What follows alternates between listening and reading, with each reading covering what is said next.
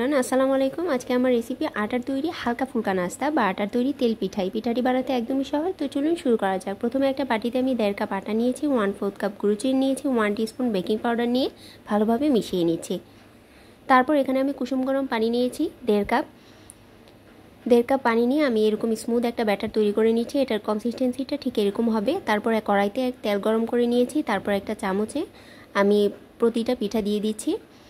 চামচটা আমি ব্যবহার করেছি যাতে প্রতিটা পিঠাই একই সাইজের হয়। তো দেখতে পাচ্ছেন আমি প্রতিটা পিঠা দিয়ে দিচ্ছি। এই সময় চুলার আঁচটা মিডিয়াম হাই হিটে থাকবে। সবগুলো পিঠাই সুন্দরভাবে ফুলে উঠছে। তো এক এক করে পিঠাটি আমি উঠিয়ে নিলাম। কিছু পিঠা আমি লাইট কালার করে ভেজে নিচ্ছি, আর কিছু পিঠা ডিপ কালার করে ভেজে নিচ্ছি। আপনাদের পছন্দ অনুযায়ী ভেজে নেবেন। তৈরি হয়ে গেল আমার হালকা ফুলকা আটার তৈরি তেল পিঠা। এই পিঠাটি খুবই সফট এবং খেতেও খুব বেশি মজা। আপনারা আমার রেসিপি ফলো করে অবশ্যই এটি ট্রাই করবেন।